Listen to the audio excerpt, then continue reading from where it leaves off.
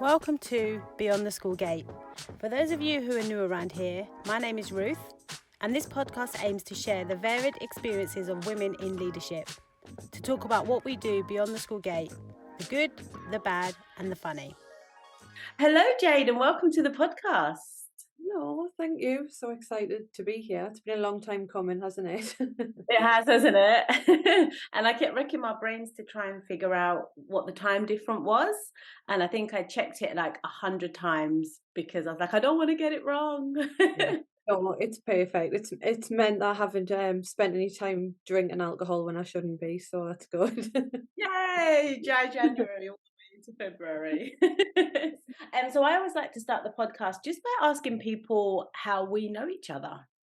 Yeah, so I was just talking about this today, and I don't know if you remember it this way. So we met at what I think was a bit of an informal interview at Shire Day Centre at the time. So that was the very first time we met. Um, and I think that was maybe a bit of a decider of whether I got the role because obviously you were going to be a line manager of mine.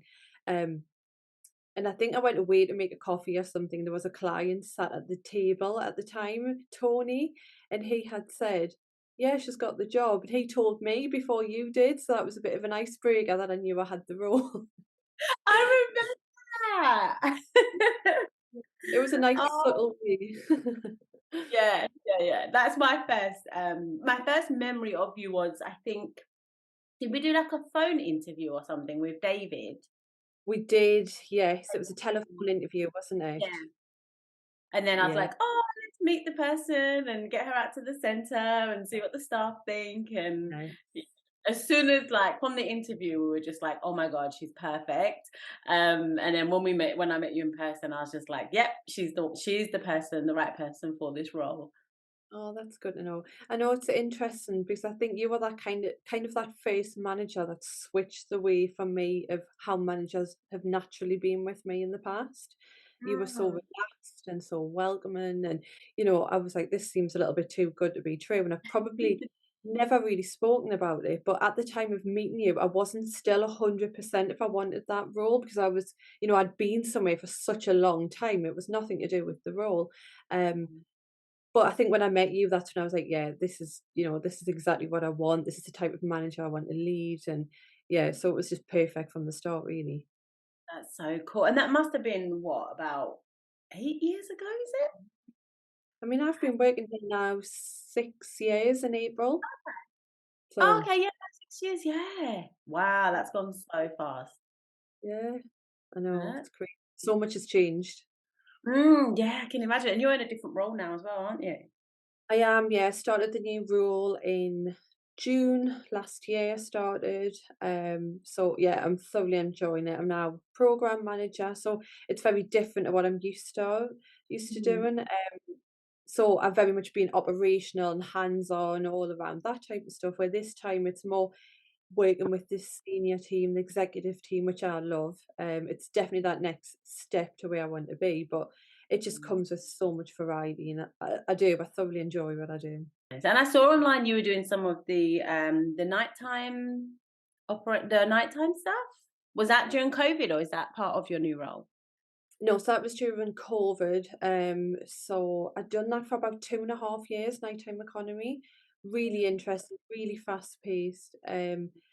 But for me, it was really important to go out and actually do a shift as opposed to just managing those that do the work. I really wanted to go out and I want to understand and learn and Mhm. find out what the problems were and stuff. It's an amazing piece of work that they do. So yeah, that was great. That was a long time doing that. So all Yeah. good. I bet you learnt so much as well because, yeah, St John Ambulance is such a huge organisation, isn't it? It is, yeah, and I think that's what I love about doing the role I do now because from one call, I'm designing a new uniform, and that's something I've never done before. So you can go from that to opening up a new neonatal hub in East Midlands. So the days just switch around. So you learn so much, and it's a great organisation. I've never known a company like it actually. Yeah.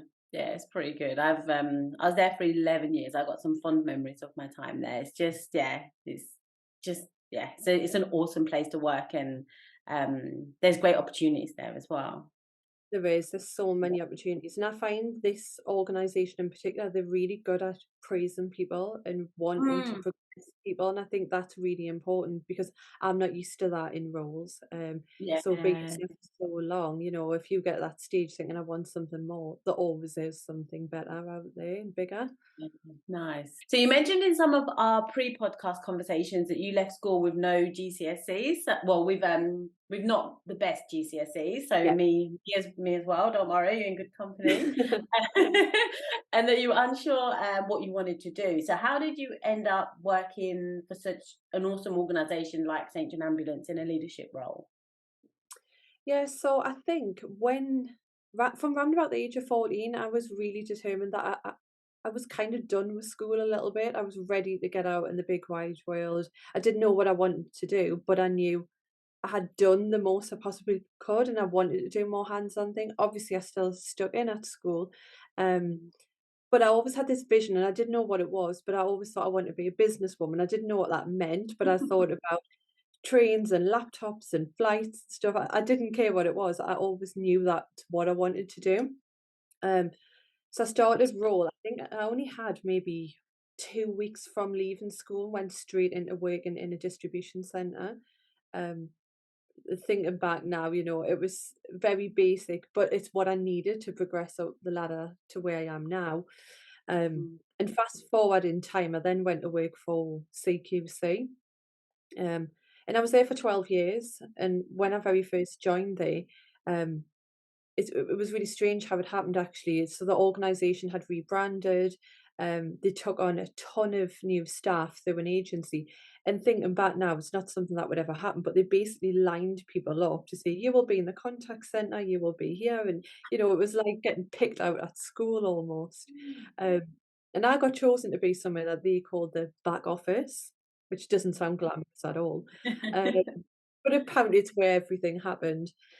So I started there, and then fast forward to 12 years after that, I just continued to progress up. I started getting recognised for certain things I was doing. I was putting my name forward for things, and I never really asked for any of this stuff. I just found myself in these situations that I was doing it, and before I knew, the CEO was asking for my support with things, and it just went on until I probably reflected upon that 12 years in, thinking, "Wow, I've done so much here actually."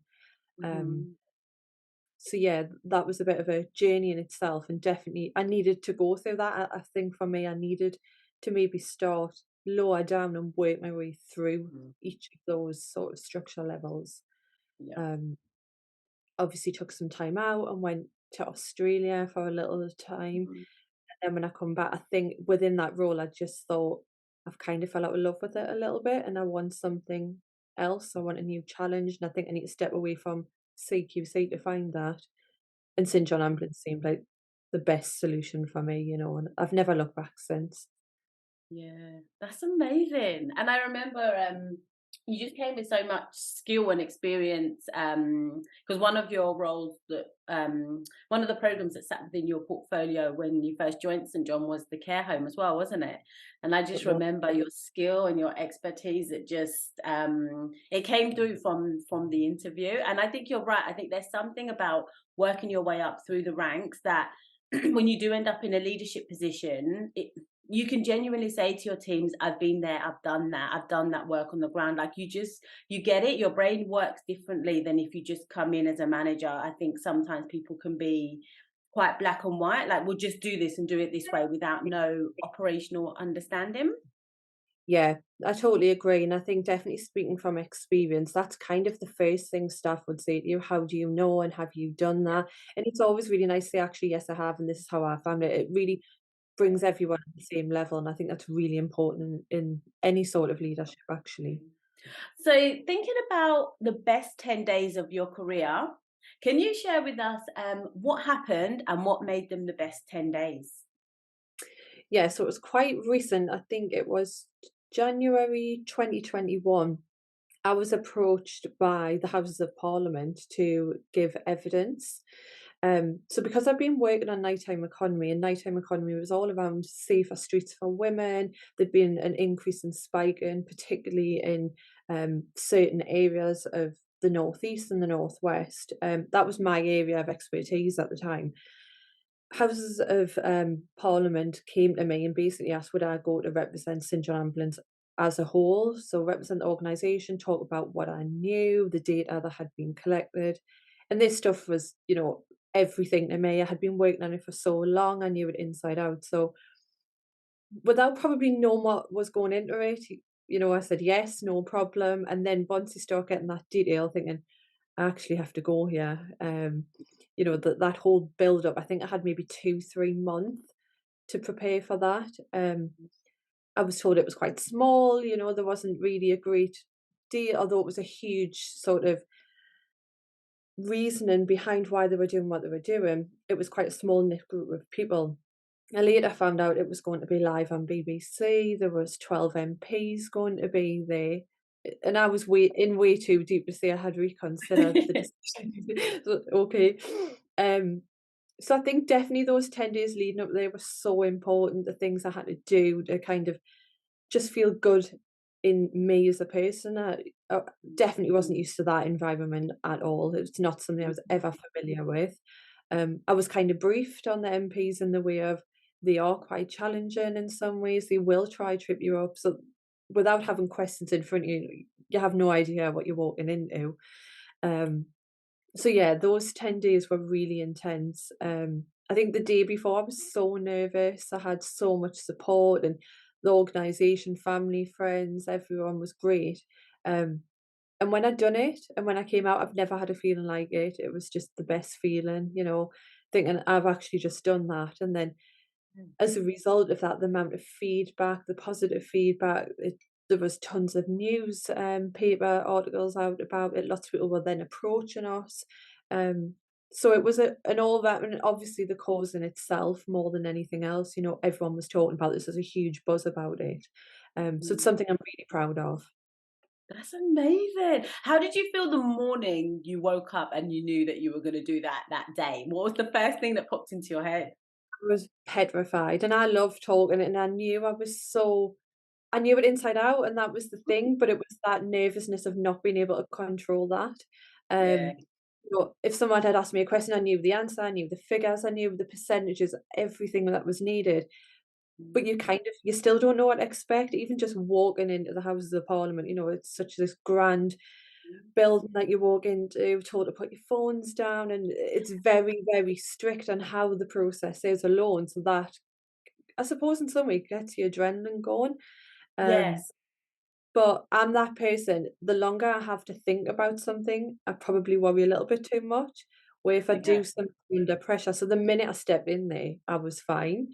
But being in Mm. the hotel room the night before was like, should I be doing this? What if I see something I shouldn't see? But it was a huge learning curve, huge. Yeah, nice. And what a good experience though. Like, what a buzz. Yeah, definitely. And I think what I took away from that is I don't think anything in the work related environment will ever be as scary as that. So that's kind of the biggest and scariest thing I feel like I could do. So now I think I've done that. I do kind of relate to it a lot. So I'll say, well, I've been to Parliament before, so this isn't half as bad as that. So that's kind of like the bar I've set now. I like Um, that. yeah, it's and a lot of people I've spoken to in the past have said that you've been to Parliament before, this is nothing. So it kind of brings us back a little bit to not worry about things. Because nothing, yeah, nothing's going to be that scary, right? Or that, yeah. N- and probably not everyone, but I think, Jade from Newcastle, who hasn't done anything as great as this, it was huge. It was a huge deal for me. Oh, and I bet your But family was so proud. yes, they were. So everyone was watching it. I was thinking my family Oh. will get those viewings up. So Yeah.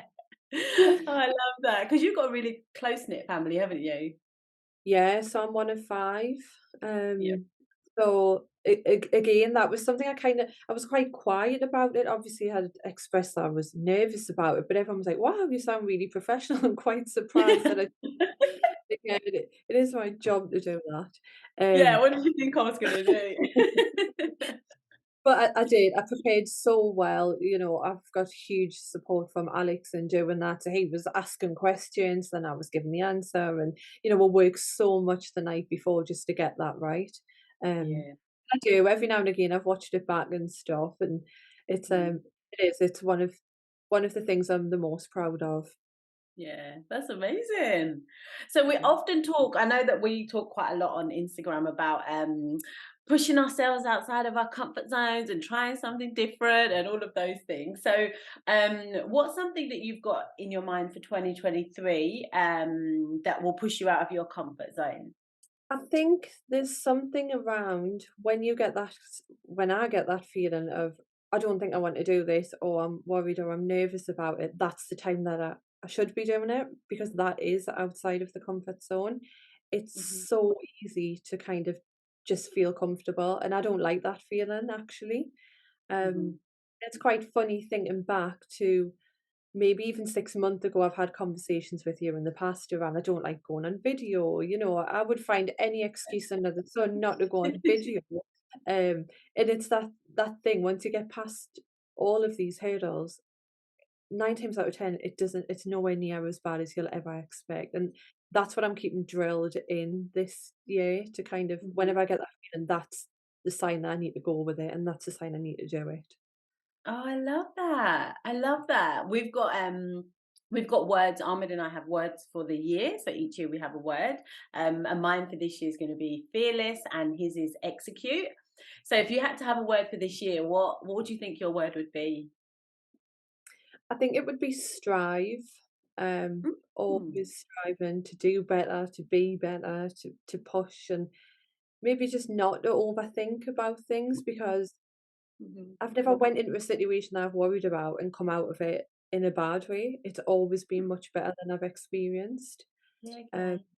and maybe it goes back to being really young and the old sort of generation of how what management meant and what leadership meant. It meant strict, it meant loud, it meant firm, and very head teacher like, and that's not Mhm. how things are now at No. all. And I've learned that, even thinking back in roles I've been in, thinking about previous companies I've worked for and managers, I've thought Mm. that actually wasn't a good way of managing, but that's all people knew at that stage. Yeah. Things have changed so much now. And a lot of people don't thrive under that either. Like, and also like as a manager or a person in leadership, like I wouldn't like to be like that. Do you know what I mean? Like do this, do that, mean and strict. It's like these are humans, these are adults. They know what their job is, and your role as a I see my role as a leader or a manager or whatever is to support people to thrive and be their best. And for Yeah, the most yeah, part, if people aren't doing something in their job, it's often that they can't, so they don't know how to, or they haven't been explained to, or they don't know the software or the system, or they haven't got the confidence. For the yeah, most part, there are a few people that just won't won't do it or don't want to do it. But for the most part, people are there for the right reasons, and it's yeah. just that mutual respect, isn't it? It is. Yeah, absolutely. And I was thinking around this back, I'm talking maybe 10, 15 years ago. I remember my manager kind of saying, you can't use your mobile phone. And if you need to make a phone call, you have to do it outside a shift. And, those type of things just would not happen now, Yeah, not can in you a million. imagine? Things No. have changed so much.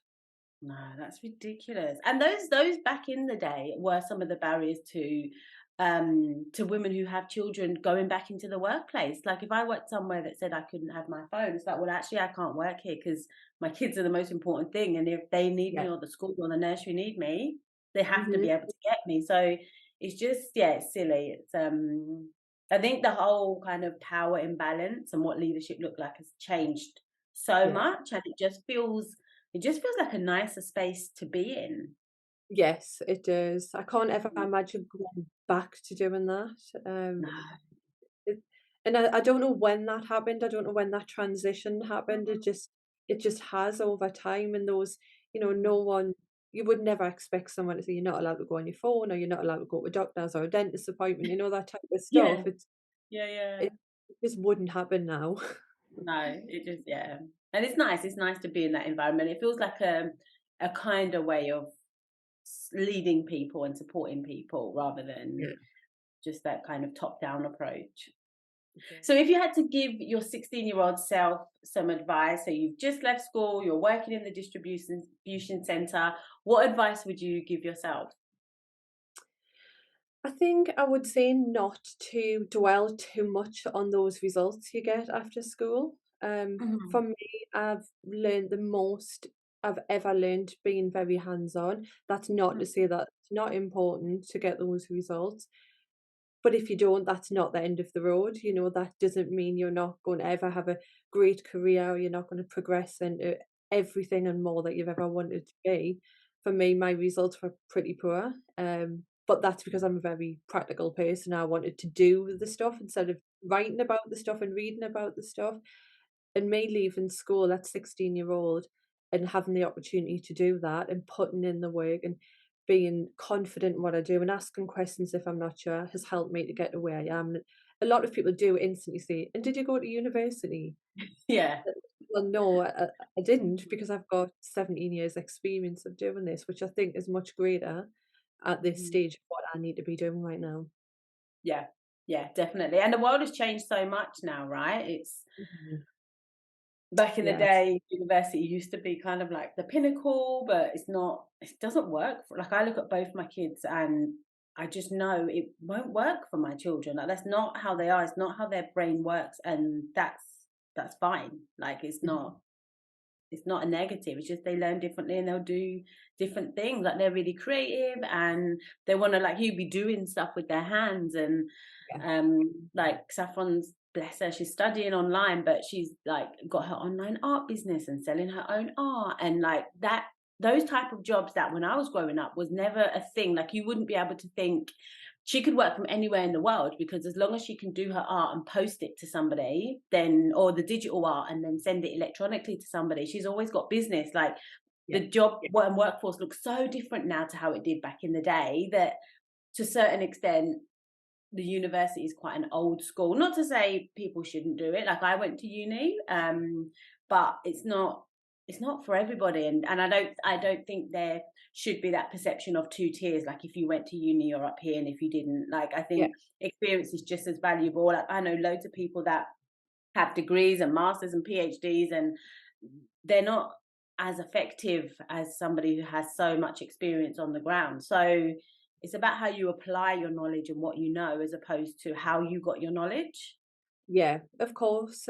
And I think it's a kind of a prime example of that. All that time I spent working for CQC, and then I came to St John Ambulance, and the first thing I was held responsible for was a care home. So actually, that hands-on approach really, really helped me to Absolutely. become and do what I'm doing right now. Mhm. University, of course, would help, but it doesn't give the real life experience as much as it does actually doing the work. Mhm. And what's one question you wish that I had asked, but I didn't ask, and how would you have answered it? Um, I think something around what motivates me and how do I remain motivated. Because it's quite I wouldn't say a new thing to me. I've always been motivated, but I'm quite strict now on how I motivate myself. So whether that be at the end of every day, I clear away the desk and I get a new sheet ready for the following day of what I should be doing. Whether that be go to the gym and make sure I'm logged on and I'm showered and I've got a good breakfast and that type of thing. That stuff really motivates me. And Mm. I know how to motivate myself, but I'm also really good at knowing when I'm becoming overwhelmed and when I need to slow down from that. And I think it's almost like you need to listen to yourself. You need to listen to your body in every single aspect, whether it's you need to have that early night, you need to binge watch something on Netflix, you need to go out on a run for 5 mile and then go to the gym. It's whatever you need to do. Um, Yeah. but I think you need to do that and you need to do it for yourself. I think it's really, really important. I love that. Thank you. Oh, well, thank you so much. It's been so good having you on the podcast. I think you've got such a inspirational story and you've achieved so much. I think the listeners are definitely going to take a lot from this episode. Oh, thank you. It's been a pleasure. I've really enjoyed it. Thank you.